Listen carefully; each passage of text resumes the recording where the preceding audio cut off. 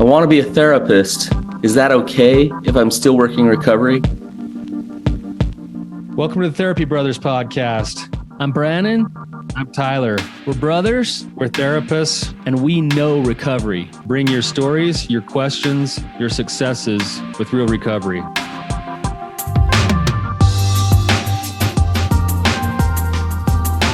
Hey, Tyler, you ready to have some hard conversations? Let's do it. Let the Therapy Brothers podcast begin. Brannon, it's good to see you today, man. Hey, same to you.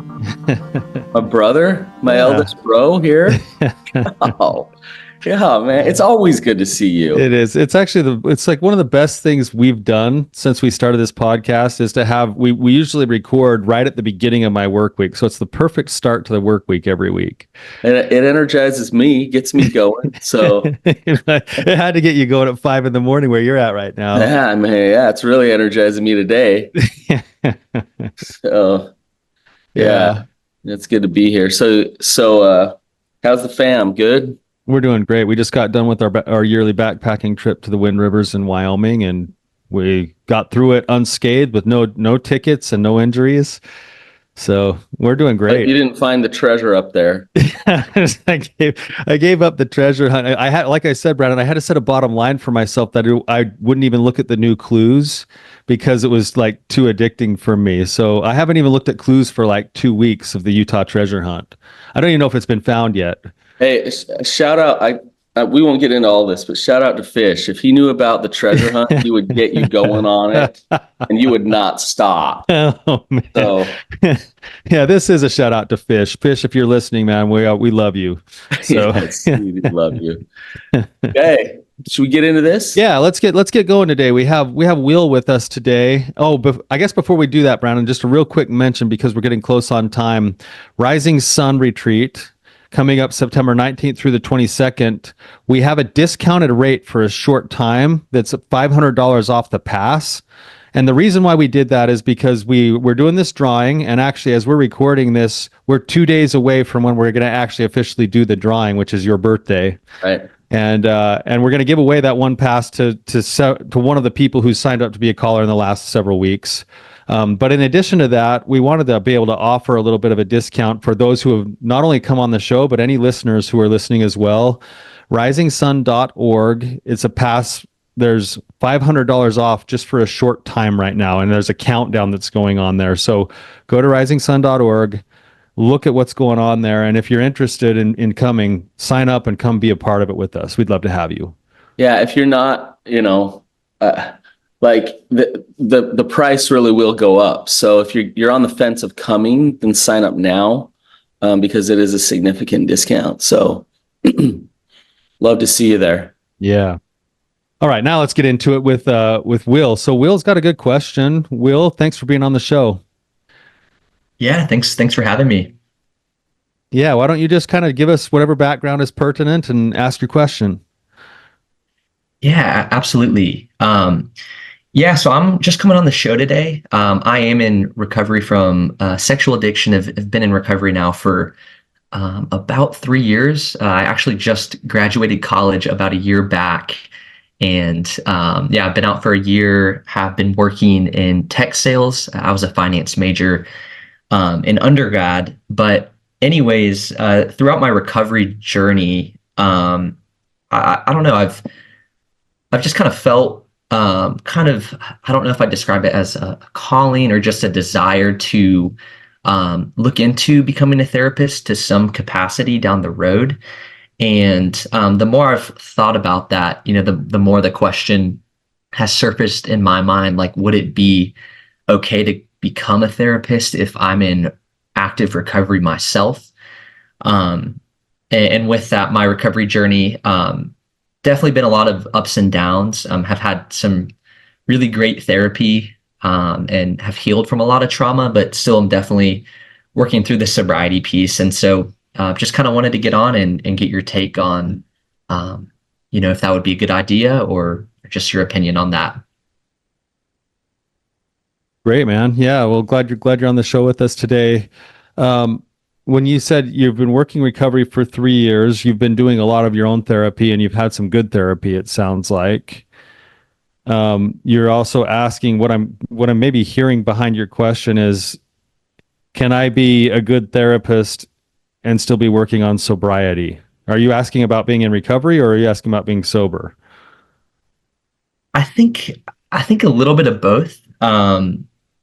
Yeah, I mean, yeah, I think a little bit of both. I think the sobriety piece is probably what, scares me more. But at the same time, something else I've wrestled with is trying to do my own work while also like trying to help other people do their work.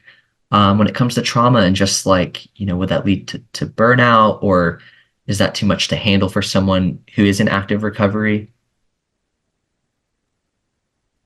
What does inactive recovery mean? Like to you, Will, when you think about it, like what does that mean? Yeah, I guess for me, just meaning like actively going to like 12-step groups, actively uh, receiving therapy. I guess just being engaged in like the recovery community. Um, I guess that's kind of what I was alluding to. So yeah, I mean, what I'm hearing you say is being involved in some kind of work towards, bettering yourself when it comes to this issue. That's kind of what I'm hearing you say, right? Yeah, I think that's what I'm trying to say. Okay. It's funny because Tyler and I get this similar question all the time, and it's, people come on, they want to talk about recovery, and then they interchange recovery and sobriety, or they or they get into look at all the things I'm doing. They have their checklist that they're doing, and I'm not saying you're doing this, Will, by any means, but this is where Tyler and I, pause for a second with people before we dive into the actual question to say, whoa, you want to talk about recovery? Are you actually in recovery? Do you actually understand what actual recovery truly is? Because that's important to then kind of inform the rest of our conversation. So does that make sense to you? Why we're kind of pausing here saying, whoa, like what is recovery? Yeah, no, it does. And I think, when I first came into recovery, I was very heavy on the sobriety side, and obviously still am trying to get there. But just the more work I've done with my therapist, and I've been on a couple intensives, the more I've tried to kind of get into, the heart-based work and the trauma work. And so I think I understand what you're coming at from like true recovery, like doing the deeper work. Is that kind of like what you're referring to? Referring to the deeper work of recovery, and also I think, not just the trauma work, the inner child work, the understanding and recovery of self kind of work. It's also the embracing of, what we might call the lifestyle of recovery, which is the pursuit of a wholehearted way of life, and not just the running from the addiction or the sobriety piece. Now, sobriety is important, and the reason I'm asking that is that, if you ask the question of, could I go be a therapist and help people with their own recoveries? Of course you can. If you're not sober yourself, you're going to have less confidence, and you're also going to have fewer people that are going to want to come find you for therapy. Right. So that's one part of the question. But I think what Brannon's alluding to is, what's your idea of what it means to actually be working in or in recovery? Because if you've grasped the complete principles of, this is a lifestyle change, this is the pursuit of connection with God, other people, self, heart, and mind. This is me becoming and stepping into what my life calling is, and my purpose, and having an adventure. And it's not just like, man, I'm still fighting for sobriety every single day, and that's it. And that's what recovery is.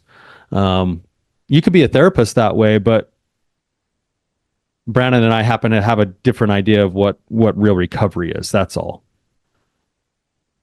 Yeah, that makes sense. Yeah, and I think that's, the past couple of years, more of where my journey has shifted is more like the lifestyle change, focusing on that aspect. And like I said before, still obviously want the sobriety and pursuing that, but I'm trying to focus more on, the connection piece and some of the deeper work like you guys have talked about.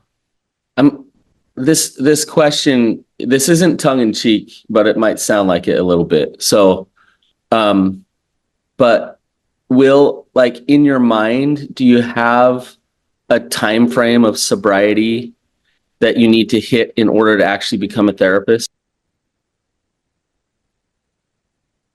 I don't know if I have like a time frame, but I think I think personally I would like to have around 6 months to a year to feel like, okay, I'm trending in the right direction with sobriety. Right now it's been kind of spotty. Sometimes I'll have a couple weeks, sometimes I'll get a couple months, just kind of all over the place, to be honest, at the moment. Okay. So you do kind of have an idea. Here's the thing, Will. There's some truth to your train of thought. And I think, like, in order to help people, you need to be healthy yourself. If you're gonna be the most effective therapist that you can be, then you need to you need to like do your own work. So there's some truth to that. On the other hand, the other side of it, and this is coming from a guy who is a therapist, a guy who has a brother who's a therapist, a guy who hires and trains therapists and works with 25 therapists in my clinic. I've never once ever met a perfect therapist who's perfect in their personal life. And so, and you know that, right? Like you understand that. So there's this balance between, yes, I'm open to working on myself. But I think when Tyler and I talk about recovery, what we talk about is this ongoing process of self-discovery. And so when there's a finite marker in order to say, yes, I need to hit this for sure in order to be effective. I don't think you'll ever hit all of your markers in order to be good enough to be a therapist. Do you see what I'm saying? Yeah, I think I do. And I've thought about that too. Like what if, you become a therapist and then you have a slip or a relapse or something like that. And so, I think, I think I see what you're saying. It's what Brennan's really talking about is, and I love this word, but there's a dialectic in what he just said. Too many people, and this is my opinion, and Brannon can maybe disagree with me. Too many people go to become a therapist, and the becoming of the therapist is them doing their own work, and they're actually not that healthy, and they end up actually not being very good therapists because they're becoming therapists in order to try to make themselves healthier. Now, on the other hand, everyone needs to be a work in progress. I mean, I'm honestly I'm openly in my own recovery, right? I've been actively working my own recovery for the last 18, 20 years, whatever it is now. If I needed to wait until I was absolutely completely perfect in order to become a therapist, I would never be able to go and develop and help the people that I've been able to help so far. Right. And so there's this weird mix of, and that's why I'm saying I think Brandon's got a point. Like part of recovery is sobriety, and you'd be better off and you'd be able to serve your population better and you'd be a more effective therapist if you knew how to be sober. Right. Like, you're not going to have a lot of guys showing up being like, hey, I want to work recovery and I need to get sober. And you're like, well, me too. Let's do this together. Like, let's figure this out and go on this journey together. Now, on the other hand, you can't be the guy who's like so scared of relapsing because it ruins your whole career that you can't just go and live your life. Right. And I think in any part of recovery, this is a true part of recovery is that if you really embrace the 12 steps at any given point in your recovery, eventually there will be people that you are looking up to and you're trying to emulate more. as a result of them being your mentors and your teachers and your guides. And you will also have people who will be maybe below you on the ladder looking up to you, and you're going to be reaching down to lift them as you go. And when you get to those later steps in the 12 steps, that's really what this is about. And that leads to maybe the second question that I had for you is, and this is maybe more to the core of your heart, is what is it that's drawing you to even consider or want to be a therapist? Why is this going through you? What's moving you to do this? Yeah, I think really what started I think that desire is working with my own therapist. He's a CSTAT just based here in Birmingham. And I actually emailed him when I was in college, just like out of the blue. I heard about him through a 12-step group I was working, and he had me in his office. And at the time, I definitely could not afford therapy, and he virtually offered to see me for free. And he's been working with me now for about 2 years, and he's just become a mentor and also just a really good friend. And with him, I've done, a couple of different kinds of therapy. We've done a lot of like IFS stuff, some EMDR, and just experiencing like shifts in my experience and in my body, like in those exercises, I think is what really was like, whoa, like recovery is so much more than just sobriety. It's about life change, and I can experience life differently. And I just kind of started falling in love with that deeper trauma work, started reading some books on it, and just really feel really interested in it. And to give even more context too, I was a finance major in college, and going into college, I wasn't really sure what I wanted to do. My grandparents ended up paying for my tuition, and with that, they kind of forced me into a business degree. It's kind of a long story, but my granddad's a very successful businessman, and they very much put a lot of pressure on me to do that. And so, anyways, I kind of caved. I did it. I didn't love it, to be honest, and it just felt like I didn't really have a choice at the time. And so now that I'm out of school and I'm kind of providing for myself and doing my own work and discovering more of who I really am, I'm kind of like, man, I don't know if I'm doing the thing that I really want to do with my life. And to some degree, it feels like I'm doing the thing, my family wants me to do, and it's not really something I want to do. And so I think that's a little bit more context to go with that. How does that affect your own recovery, Will? You're saying like, I'm wondering if there's any type of an impact or connection to your recovery work and the feeling that you have of trying to live up to granddad's or parents' expectations, and it doesn't feel like that's actually what you're being called to.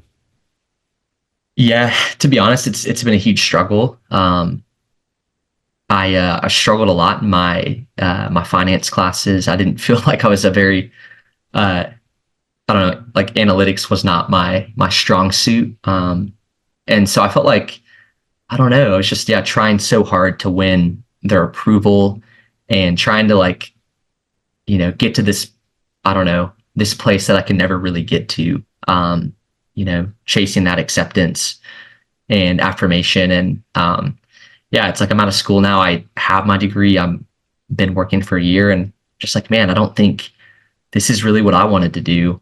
And so, I think it's been challenging, and I think there's some pretty deep roots. Sounds like you're in a little bit of a bind there, because you have people that you want to live up to and impress. You also have the pressure of having used their finances to become someone they expected you to be, but you're not feeling authentic or like you're living with congruence or integrity to who you're called to be. Exactly. Yeah. And I wonder if that's connected to if I was in your shoes, I wouldn't want to stay sober either. Yeah, it's hard. And I actually mentioned to my mom when I was in college, when I was struggling. Like, I remember saying, "Hey, like, I don't know if business is for me. Maybe I should try something like psychology. I don't know." And this is before I was even in recovery. But I just remember her virtually telling me, like, "Well, your grandparents are paying for your degree, so you need to do something that has a good return on their investment." And it very much felt like, oh, like, okay, like I have to, you know, I don't Will, know, pay them back somehow. Yeah. Will, do you have a belief in God? I do. I'm a Christian. My family is they're not Christians though. That's another kind of aspect of that. Oh, interesting. So you differ in your beliefs with them. That's Spiritually. I do. Yeah. that's interesting because my question is if grandma and grandpa want you to go in one direction and God wants you to go in another, who should you listen to? Definitely God. I Yeah. mean, it seems kind of obvious, Yeah. I Right. I, I have an undergrad degree in economics, and I never planned to be a therapist, never really wanted to, and somehow like God called me into this, and I couldn't get out of it, and but it was like a calling, and I remember telling some people, like, yeah, I think I was talking to Tyler, and he's like trying to talk me into be a therapist, not that much, but um, and so I went and told some people I'm going to go get a master's in social work, and they looked at me like, "Oh yeah, enjoy your $30,000 a year, like, and not being able to really raise your family, like, have fun," you know. Um, and I just thought, yeah, I don't know if I want to do that because of that reason. But then there was all these other reasons that were like, you were built for this. God needs you there. You'll find a way. You'll figure this out. Um, and I had to listen. I had to listen. So I actually love your answer to Tyler's question of why are you doing this? You're giving the answer. Like, a lot of people don't know what they're called to do. A lot of people search for this forever. You have an answer, but there's hurdles and there's barriers, and that just proves to me more so that you have an answer. How does that sit with you, Will? Yeah, I think it's good to hear you guys say that, and to just hear that from, I guess, an outsider's perspective, because I think it is really hard when, like, um, you're still kind of, I don't know, enmeshed with the family to some degree, and it's like there's just kind of this like push and pull. It's like, part of me wants to go back and do this, and there's another part of me that's like terrified of, man, like my parents and my family might completely reject me and criticize me, and I'm not expecting to receive any kind of financial support or assistance, which is intimidating. And to give you more context, my parents are divorced, don't know my dad, so I grew up with my mom. She's a teacher. She grew up very poor, and like I said, the grandparents were very wealthy, and so they very much supported financially. And honestly, as a kid, I kind of looked up to them as like I guess me and my siblings kind of viewed them as like our savior, because we were so poor, and they bought all of our clothes and paid for school, paid for my college.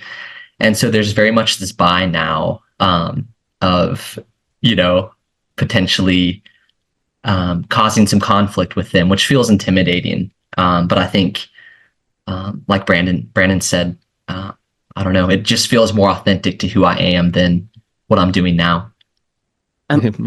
Go ahead, Brannon. Well, I'm just hearing two things. What you said is really interesting to me. I'm hearing that maybe you don't trust that you can support yourself on your own. And so like being dependent on them is kind of the end all be all, like that needs to happen. And then I'm also wondering, is your addiction just a manager part, or like an excuse to to say, yeah, I shouldn't go for what my calling is. And so I can use this addiction thing because I have all these other fears going on. So, oh, what do you know? I can relapse every so often. I can't be a therapist I now. can't do it. Sorry, Like, God. I'm not healthy enough. Like, I can't do it. So there's this reason to not go and do this because you have this fear of losing their support. Yeah, I think that's pretty spot on, and I think the fear is there because I've just been dependent on them my entire life, and especially growing up when, like, my mom's raising three kids as a health teacher, and very much she was reliant on them, and so I was too, and so I think there is just a lot of fear that's surfacing, and I think a lot of my addiction is probably rooted in some of that stuff too. I'm not saying this is right, Will. It's just an interesting maybe observation for you to consider. And I could be totally wrong on this. And Brannon, I want to hear your thoughts on this too. But when we think of like the John Eldredge concept of wild at heart, and hopefully you've read that book, Will. If you haven't, I'd recommend that you do as a Christian man. Listen to the layers, Brannon. If we think hero's journey, he's got trauma from parents' divorce, being raised poor without a father. His father figure is his grandfather, who he also respects and loves and provides for him, he even used the word savior. And now Will is being called by God, not the same religion as his family, pressure to perform financially because of what's been given to him by his family, and God saying, hey, the wilderness is over here, and I need you to go into the wilderness, Will. Like, I need you to come, and I need you to let me make you the instrument that you were designed to be. And part of that is your own recovery work. Like, your recovery work is part of what's molding you into this instrument that I need for you to use you over here. And now there's this call, and you've got to step into the wilderness and into the cave from the very places that you've been holding all of your woundedness. Like, that's a big ask, man. Like, it makes so much sense why you're on the show today going, God, I kind of feel this thing on the inside. And that's why your answer really matters. And I'm glad Brannon asked the question about God, because to make a decision like the one you're trying to make, it has to come almost from an endorsement from something bigger than yourself. There won't be enough courage otherwise. There has to be a calling. There has to be a meaning. There has to be a purpose. And I personally, I still relate to your story. I knew I needed to want to be a therapist long before I started working my recovery, but the recovery just cemented it all and was like, Tyler, this is your calling. Like, this is what you do. Like, and both Brannon and I, like, I remember coming home from graduate school, like the second week, and I came home in tears to my wife, and I was like, I should have researched this because I know it's a life calling, but do you know how much we're going to make out of grad school? Like, we're not making any money out of grad school. And now I'm sitting here looking at you, and both Brannon and I make a decent living for ourselves. We do fine. And I'm looking at you, and maybe grandma and grandpa's pressure to get that finance and business degree is exactly part of the recipe of what's going to allow you to be highly successful when you go follow your calling to become a therapist. Because believe it or not, there are some therapists who actually do very well for themselves, Will. And they become businessmen too, and not just therapists, and they have influence because they can use the resources to help people. And from an outside perspective, hearing you talk and hearing where your heart's at, it definitely needs to be endorsed by God, your relationship with God, but you're going to be tormented by this calling until you actually follow through with stepping over the threshold. Yeah, I think I've already felt that, honestly, the past year and a half. I've really, really felt that. And so, it's funny. I felt it for a while, but I haven't really actually considered it, to be honest. It's always been like, that'd be great, but the circumstances just don't allow for it. And my therapist has actually challenged me to just explore it and consider it and just have an open mind. And that's what I'm trying to do. I'm just trying to have an open mind and explore it. And Dude, yeah. I'm having images of, Jonah and the whale. Like Jonah's called to go to Nineveh, and he goes to teach people, and they don't really want him there. And he's like, I don't want to go to Nineveh. I'm out. Like, then he goes and gets swallowed by the whale, right? And he's like disappears, and he's in hiding, and he's in hell forever until finally he agrees to just go live his calling. Then he gets spit back up and goes back to Nineveh and does what he was called to do. And I think you're going to have that internal and emotional torment, which is not a bad thing. That's going to be a thing that will move you to action eventually. But you can't avoid that. You have to listen to that. Will, I'm gonna let you in on a little secret, okay?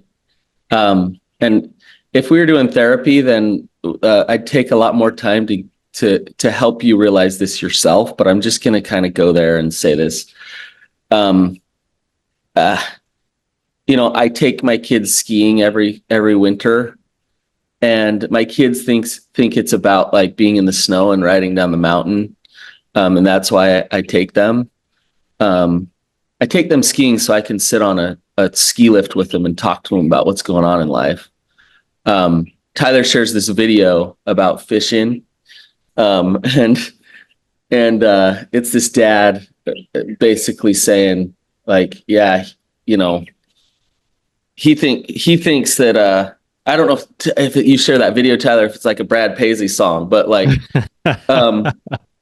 but like he thinks that we're going fishing, that this is about fishing. This isn't about fishing. And so like, here's the secret, Will, if you look at your situation, God is so working on you. And this very issue that you're talking about in terms of should you go step into your calling, your purpose or not, you're going to have to deal with your father wounds and your other wounds and your trauma in order to actually get in alignment with your truth. And so God has set up some scenarios for you to have to really look yourself in the mirror as a man and say, who am I? Am I just who my grandfather says I should be? Or do I get to actually discover who I am, which could be terrifying considering the father wounds that you have. So God has got you on a ski lift. You think you're going to just ride down a mountain, but it's about God sitting there with you, holding you as you're figuring out who you are. So it's beautiful. Like this whole scenario, this talk about recovery work. This is the real recovery work. This is the recovery of your heart work. God's pushing you into this.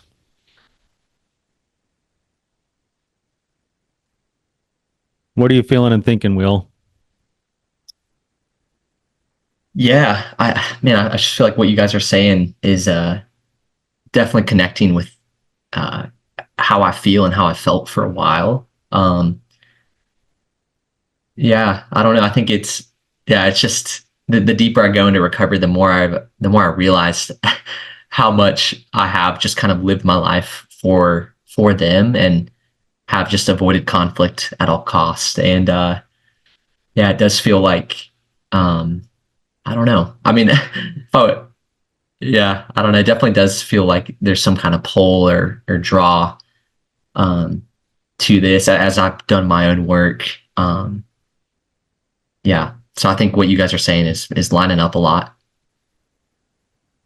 Go ahead, Tyler, please. I was just going to say it's really not uncommon for people who are working something like recovery. I mean, how many times, Brannon, do you hear one of our clients go, I'm going to go be a coach, or I'm going to go be a therapist myself after they've been working recovery? It's like, it's very common. And the reason why is because when you go through a process that recovery demands, it changes you. And when it changes you, you start to see hope and light, and you start to develop a new life, and you have the natural tendency that every other human being has to, when you find something good, you want to share it. And another part of that is that you want to have what you've been through mean something. When you go through the kind of hell it takes to get into good recovery, you can't just go to get back to normal. You have to go to get somewhere different. And so a lot of people find meaning in wanting to share the things that they've learned. And it's a good thing. It's a good thing. It's part of being human. For a lot of people, it's a normal thing. So go ahead, Brannon. Well, yeah, I was just, I'm just thinking about all the wounds, and we've kind of brushed past, like, yeah, my dad wasn't there, or I didn't have a dad. That's a big one, Will, right? And Yeah. I mean, do you have a relationship with him at all? Do you have? No, so so parents got divorced when I was about 5 years old. And so my dad, kind of on and off, my mom had full custody. However, there was some like physical abuse going on. And so we actually had like restraining orders against him growing up, and tried to kind of reconnect with him once I actually came to faith, because I thought at the time, like, okay, like I'm a Christian and I'm called to go and witness to him. And so I actually tried to kind of rekindle the relationship. And as I started doing that, I kind of just, I don't know, I broke down, and I realized, like, man, this is too much for me right now. Like I haven't worked through any of this, and he's not a safe person to me. And so I don't feel like this is good. And so I actually ended up cutting him out about 2 years back, and haven't spoken with them. Okay. Yeah, I mean, I'm sure we could really dig in here. But what I am hearing is a lot of wounds. And so what that means is, usually how that translates is to a 23-year-old man of who am I really? And the addiction comes along, and it actually provides you an opportunity to stop and ask that question if you actually want to get into recovery, and then deal with those wounds on those deeper levels. And so here you are, like, working your recovery, and it's leading you to this life purpose, and you have the eyes of grandma and grandpa there saying, are you going to do something that we approve of? Are you okay? And I think it could be extremely hard to go through all that rejection that you've gone through with your father, to then be looking at people that you love and thinking, you could disapprove of me. Yeah, for sure. And they love Yeah. him too. The reason why they're pressing him into being a financial guy or whatever is because they want him to be successful. They love him. Right. And they've paid for your tuition. They want you to be successful. So then it's like, wow, like I'm turning my back on people who have supported me all the way through when my father hasn't been there. Right. Yeah. To get to that point of, you know what, like, I'm going to have courage enough to know that I'm going to step into some faith here, do what God's calling me to do. And all this is going to work out the way that it needs to. This is what I mean. You got to deal with your wounds in order to do that. You got to deal with all the threshold guardians or demons or fears or whatever we want to call it in order to do that. But dealing with those things is the beautiful part. That's where you'll reclaim your heart and know that God has you. Right. And Yeah, when you come to know that God has you, when you face those demons that Brannon's talking about, what ends up happening is each time you take an act of courage and you step into facing one of those demons, when you wrestle with it, when you make peace with it, when you come to understand it, you walk away with new information. And oftentimes there's a new layer that gets peeled back, and inside that layer there's a gift from God, and the gift from God is a new name. And that new name becomes, some of my names from God are teacher, guide, healer. Those have only been uncovered by facing the demons. And you're going to start to see that and hear that. You're going to hear it from other people. You're going to hear it in your mind's eye. You have it impressed on you from a song that gets played. It's going to come from a lot of different places, but God's going to start to actually tell you who you are. And when you start to receive those impressions and those names, then you'll be convicted into new action. You'll have to take new action. because you'll have to accept the new name. So grandpa gave you the name of financial guy, but you have God telling you other names. And when you accept those new names, that accepting of that new name comes with an act of faith, a new step, a new layer to uncover, a new guardian. Brannon's talking about a new demon to face, a new cave to enter, and the treasure. The treasure is often that impression of this is I, this is me. It's a complete like feeling of an acceptance of who God says I am. It's congruency. It's integrity. That's what it is. And it's a systematic process that Brannon's talking about. And everything Tyler said is absolutely true. And it's not perfection. Nope. It's process. Right? It's knowing that's who you are and then being human and stumbling along the way. And, your recovery will start to set into place in terms of like, I no longer use this addiction in order to avoid my callings. I no longer do that anymore. Your addiction is the whale. You got to get out of the whale, man. How are you feeling, Will, as we're talking about this? What's going through your mind? Yeah, I think I'm feeling better just after talking to you guys. I think in my head I was like, man, is this just like a crazy idea I'm having? Is this just me or is this God? I think I've wrestled with that, like hearing the Lord's voice and like trying to understand, like, is this actually God or is this just my own like intuition, which I know is a totally different topic, but it's good to hear some affirmation from some guys that I really look up to. And I've been listening to you guys for a while, and that means a lot, you guys saying that. I think it's important that whatever we say is only just a couple of dudes giving their opinions on things. And ultimately, Will, you still have to go run that through your own filter and your own relationship with God. But when you get those impressions, you got to follow the impressions. Yeah, right. And you've gotten the impressions, the answer. And now it's just, okay, now I got to deal with the fear. And it's, it is as easy as just making that decision of like, look, I feel good about this. I'm moving forward. But then the little things will come up. The things at Sunday dinner with the family and like grandma and grandpa ask you a question about what's going on in your life. Yeah. I'm in my master's degree to be a social worker. Yeah, exactly. Like I'm going to go get a master's in social work, I mean, you could get a master's in psychology. That sounds, better to people who actually know, but the truth is an MSW is an awesome degree.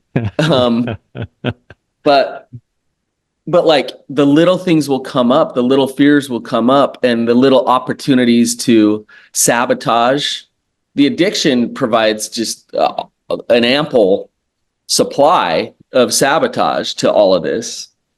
And so you'll have an opportunity to say, like, I'm not going to sabotage this. I'm moving toward this now. I'm working toward this.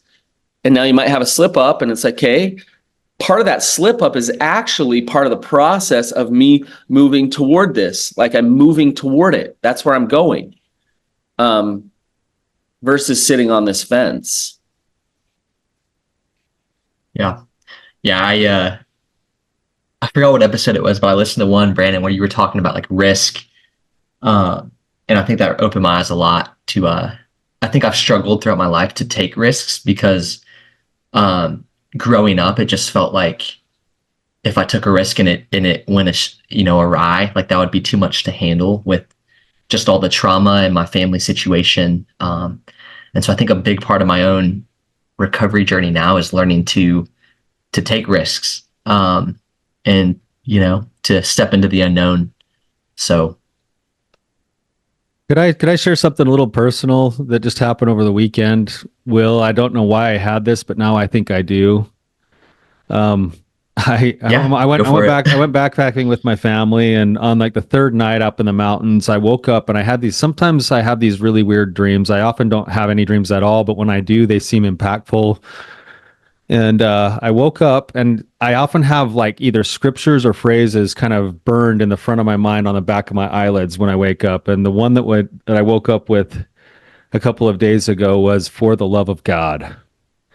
And I've been wrestling with, why would I wake up with "For the love of God"? And right now, Will, I think this is the reason why. It's for you. For the love of God, go be a therapist. And what I mean by that is, I don't mean for God to love you, go be a therapist. That's not what I mean.